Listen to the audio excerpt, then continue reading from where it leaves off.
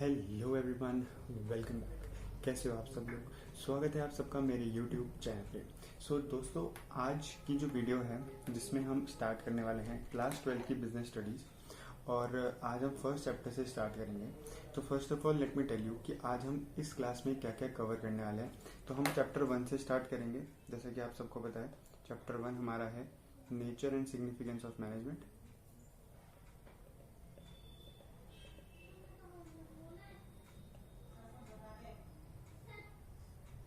ठीक है, इसमें हम क्या क्या चीज़ें आज कवर करने वाले हैं, let me tell you that.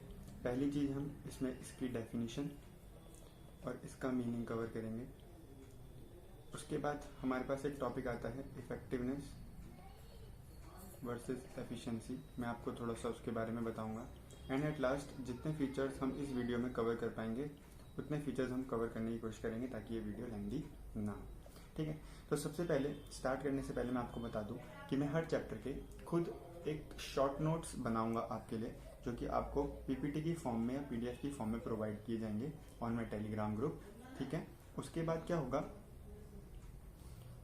मैं यहाँ पे सब कुछ आपको वर्ड बाय वर्ड एक्सप्लेन करूंगा।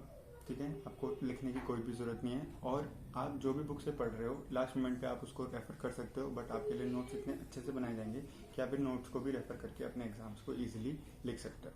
ठीक है, तो without wasting any further do, let's move. तो सबसे पहले देखते हैं कि मैनेजमेंट होता क्या है। तो बेसिकली जैसे कि आप सबको पता होगा कि जब भी हमें कोई काम करना होता है, ठीक है, तो हम क्या करते हैं, उस काम के लिए कुछ ना कुछ प्लान करते हैं। ठीक है, उसको किस तरीके से एग्जीक्यूट करना है वो सोचते हैं। तो पहले प्लानिंग जरूरी है कि अगर हमें कोई काम करना है तो हम उस काम को किस तरीके से करेंगे। तो प्लानिंग इज मस्ट। ठीक है, तो पहली चीज अगर मैं लिखूं तो पहली चीज है हमारी प्लानिंग। हमारे लिए प्लानिंग बहुत जरूरी है। दूसरी चीज, हम उसे किस तरीके से एग्जीक्यूट करेंगे। ठीक है, तीसरी चीज, जब हम उसे एग्जीक्यूट कर रहे होंगे तो हम किस किस रिसोर्सेज का यूज करेंगे। तो जब हम इन सारी चीजों को कलेक्टिवली करते हैं तो हम उसको मैनेजमेंट बोलते हैं। किसी भी चीज को एक प्रोसेस में करना, किस तरीके से करना, किन किन रिसोर्सेज का यूज करना, और उस पूरे काम को एक अच्छे तरीके से मैनेज करने को ही मैनेजमेंट कहते हैं। तो इस चैप्टर में मैनेजमेंट का क्या नेचर है, क्या सिग्निफिकेंस है, और उसके सारे फीचर्स, उसके सारे ऑब्जेक्टिव, और जितने भी इसके अंदर और एलिमेंट्स इंक्लूडेड हैं वो हम इस चैप्टर में कवर करने वाले हैं। ठीक है, तो हमारे चैप्टर का नाम क्या है, nature and significance of management. इसमें आपको क्या क्या सीखने को मिलेगा, what are the learning objectives of this chapter. इसमें आपको सीखने को मिलेगा कि मैनेजमेंट का क्या कॉन्सेप्ट है, उसके क्या ऑब्जेक्टिव्स हैं और उसके क्या इंपॉर्टेंस है। मैनेजमेंट का नेचर क्या है as a science, as an art, as an profession, जो इस चैप्टर के अंदर आपको सीखने को मिलेगा। उसके बाद मैनेजमेंट में कितने लेवल्स होते हैं, जो कि हमारे 3 level, top level, middle level and lower level. फिर उसके बाद मैनेजमेंट के फंक्शंस आपको सीखने को मिलेंगे, planning, organising, staffing, directing and controlling also. यहाँ पे एक पॉइंट और है, कंट्रोलिंग। और लास्ट में एक अलग से टॉपिक आता है कोऑर्डिनेशन, जो कि बहुत इंपॉर्टेंट होता है, जो कि पेपर में बार बार पूछा जाता है। उसका कॉन्सेप्ट और उसकी इंपॉर्टेंस आपको यहाँ पे सीखने को मिलेगी। तो इन ऑल अगर मैं बात करूँ तो 1, 2, 3, 4 और 5 यहाँ पे टॉपिक्स आपके ऑल इन ऑल कवर होंगे। ठीक है, तो मैनेजमेंट की डेफिनेशंस की तरफ बढ़ते हैं। यहाँ पे एक लाइन बहुत इंपॉर्टेंट है, बहुत ज्यादा इंपॉर्टेंट है, कि anything minus management is zero. अगर मैनेजमेंट में से कुछ भी हटा दो तो वो जीरो बन जाता है। अभी आपको ये लाइन समझ नहीं आ रही होगी।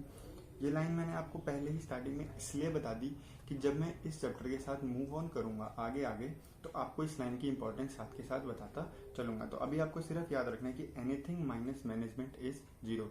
मैनेजमेंट में से अगर कुछ भी हटा दो तो वो चीज जीरो बन जाती है। ठीक है, अब मैनेजमेंट होता क्या है, जैसे कि मैंने आपको बोला कि अगर हमें कोई भी टास्क परफॉर्म करना है, if we have to perform any task, then first step which we follow is planning. हम चीजों को प्लान करते हैं कि हम उस टास्क को किस तरीके से परफॉर्म करेंगे।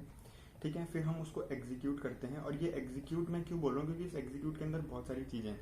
हमें जो उस काम को करने के लिए रिसोर्सेज की अवेलेबिलिटी है वो भी देखनी है। तो मैंने तीसरी चीज में आपको लिख दिया था, checking the availability of the resource. ठीक है, हम उस रिसोर्स को हमने उस रिसोर्स की अवेलेबिलिटी चेक करी, फिर हमें उस रिसोर्स से काम कराना है, हम उस रिसोर्स से किस तरीके से काम कराएंगे वो देखना है। तो एग्जीक्यूट इन ऑल सब कुछ इंक्लूड करता है। तो ये पूरा एक तरीके का प्रोसेस है। किस तरीके का प्रोसेस है it refers to the process of conducting a set of functions. बहुत सारे फंक्शंस को एक साथ करना इज मैनेजमेंट। जब हम बहुत सारे फंक्शंस को एक साथ करते हैं तो उसको मैनेजमेंट कहते हैं। और वो फंक्शंस कौन कौन से होते हैं? The first function is planning, the second is organising, the third is staffing, directing and controlling. अब आप बोल रहे होंगे कि यही वर्ड्स आप स्पेसिफिकली क्यों यूज कर रहे हो? तो मैंने आपको स्टार्टिंग में ही बताया कि कुछ भी काम करना है, any task that we have to perform, चाहे वो छोटे से घर के एक छोटे से काम से लेके एक बड़ी ऑर्गेनाइजेशन के बहुत बड़े टास्क को परफॉर्म करना हो, हमें ये सारे के सारे फंक्शंस उसमें परफॉर्म करने होते हैं। और आगे जाकर आपको इन फंक्शंस पे ही आपके चैप्टर्स देखने को मिलेंगे। To get the work done in an efficient and effective manner. अब यहाँ पे ये दो वर्ड बहुत इंपॉर्टेंट है, इफेक्टिव और एफिशिएंट। इनके बारे में मैं आपको आगे डिस्कस करूंगा कि इफेक्टिव का मतलब क्या होता है और एफिशिएंट का मतलब क्या होता है। फिलहाल आप समझो मैनेजमेंट क्या होता है। आप मेरे साथ रिपीट करेंगे। It refers to the process of conducting a set of functions. ये वो प्रोसेस है जिसमें हम बहुत सारे सेट फंक्शंस परफॉर्म करते हैं, बहुत सारे फंक्शंस का एक सेट परफॉर्म करते हैं, जो कि हमारा इंक्लूड करता है first of all planning, the second thing is organising, the third thing is staffing and the fourth thing is fourth thing is directing and the fifth thing is controlling, ताकि हम अपना काम कर सकें एक इफेक्टिव और एफिशिएंट तरीके में। ठीक है, अगर मैं इसको ब्रेक करूं तो यहाँ पे हम 4 पॉइंट्स में ब्रेक कर सकते हैं। Perform, set of functions, functions को डिवाइड कर लेते हैं प्लानिंग, स्टाफिंग और planning, organising, staffing, directing and controlling to do our work. कैसे? In effective and efficient manner. देखो, फर्स्ट ऑफ ऑल अंडरस्टैंड कि किसी भी चीज को if you want to learn, if you want to understand, तो आपको उसको तोड़ना पड़ेगा इनटू वेरियस पॉइंट्स। तो यहाँ पे मैंने आपके इस मीनिंग को 4 पॉइंट्स में डिवाइड कर दिया। परफॉर्म करना, फंक्शन, सेट ऑफ फंक्शंस को, और सेट ऑफ फंक्शंस कितने हैं? 5 हैं। Planning, organising, staffing, directing, controlling. और किस तरीके क्यों करना है हमें उनको परफॉर्म, ताकि हम अपना काम कर सकें, किस तरीके से कर सकें, इफेक्टिव और एफिशिएंट तरीके से। ठीक है, तो होप आपको इतनी बार बोलने के बाद ये चीज समझ आ गई होगी।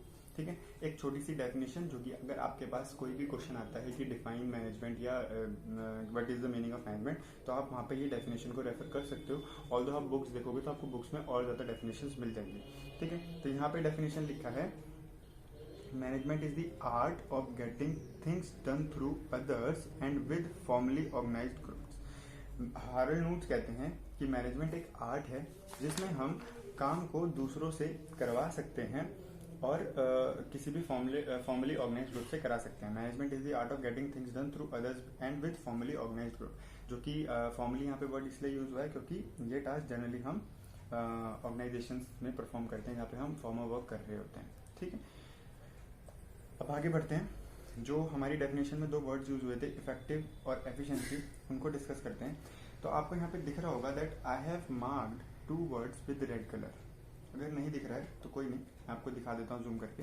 यहाँ पे 2 वर्ड्स मैंने मार्क किए हैं विद रेड कलर, एक टी है और एक सी है। इफेक्टिवनेस का टी और एफिशिएंसी का सी। तो यहाँ पे मैं पहले बता दूं कि T refers to time and C refers to cost. अब क्यों, वाई? तो मीनिंग देखते हैं। इफेक्टिवनेस का मतलब होता है it refers to completing the job on time no matter whatever the cost. क्या बोल रहा हूँ? It refers to completing the job on time no matter whatever the cost. हमें अपना काम टाइम पे करना है, कॉस्ट चाहे कुछ भी हो। तो यहाँ पे इंपॉर्टेंट चीज क्या हुई? टाइम। एफिशिएंसी का मतलब क्या है? It refers to completing the job in cost effective manner whatever is the time. यहाँ पे टाइम कुछ भी हो बट हमारी कॉस्ट कम से कम होनी चाहिए। तो एफिशिएंसी का सी रेफर्स टू कॉस्ट, मतलब we have to do our work in an cost effective manner. और इफेक्टिवनेस का टी, दैट मीन्स हमें टाइमली अपने काम को करना है whatever the cost is. तो याद रखोगे, इफेक्टिवनेस मतलब टाइम अच्छा नहीं, मतलब अच्छे से टाइम को यूटिलाइज करो, टाइम कम से कम लगना चाहिए, कॉस्ट कुछ भी हो। एफिशिएंसी में कॉस्ट इफेक्टिव मैनर में मतलब कॉस्ट कम से कम लगनी चाहिए, टाइम चाहे आप कितना भी ले लो। Second thing is objective. अब इसका ऑब्जेक्टिव क्या है? इसका ऑब्जेक्टिव एंड रिजल्ट ये है, टाइम पे अपने रिजल्ट को अचीव करना। हम अपने रिजल्ट को टाइम पे अचीव कर सकें, वो इफेक्टिवनेस होती है। ठीक है, और यहाँ पर हमारा जो ऑब्जेक्टिव होता है वो होता है कॉस्ट बेनिफिट एनालिसिस करना, मतलब हमारी कम से कम कॉस्ट में हमें कितना अच्छे से फायदा हो सके उस चीज को ध्यान में रखते हुए काम को करना। तो ये ऑब्जेक्टिव होता है एफिशिएंसी का। और इफेक्टिवनेस का होता है कि हमें अपना टाइमली काम करके देना है। यहाँ पे मेन कंसिडरेशन क्या है, बार बार वही चीज निकल रही है, T for time and C for cost.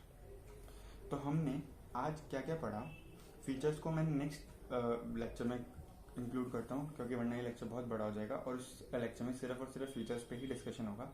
यहाँ पे हमने सबसे पहले देखा कि मैनेजमेंट क्या होता है। Management refers to a set of function. Management refers to the process of conducting a set of functions, planning, organizing, staffing, directing, controlling, so that we can get our work done in an effective and efficient manner. मैंने इसमें इसको आपको break करके दिखाया into 4 points। उसके बाद ये जो इफेक्टिव और एफिशिएंट मैनर है ये क्या है हमने पढ़ा। Effectiveness is completing the job on time whatever the cost is. Efficiency means we have to complete our work in an cost effective manner. उसके बाद हमने ऑब्जेक्टिव पढ़ा। इफेक्टिवनेस का ऑब्जेक्टिव है कि हमें विद इन टाइम अपना result देना है, और हमारा एफिशिएंसी का ऑब्जेक्टिव है कि हमें कॉस्ट बेनिफिट एनालिसिस कंडक्ट करना है, और मेन कंसिडरेशन उसमें टाइम है और उसमें कॉस्ट है। तो होप आपको ये चीज़ें समझ आई हो। इसी तरीके से छोटी छोटी वीडियोस बना के हम पूरा सिलेबस यहाँ पे कवर करने की कोशिश करेंगे, साथ ही साथ कुछ सीबीएसई के क्वेश्चन भी यहाँ पे कवर करने की कोशिश करेंगे। ठीक है, तो होप आपको वीडियो पसंद आई हो। अगर वीडियो पसंद आई तो do give me a like and share this video with all your friends. Thank you for watching this video. Stay connected, stay fit and stay happy.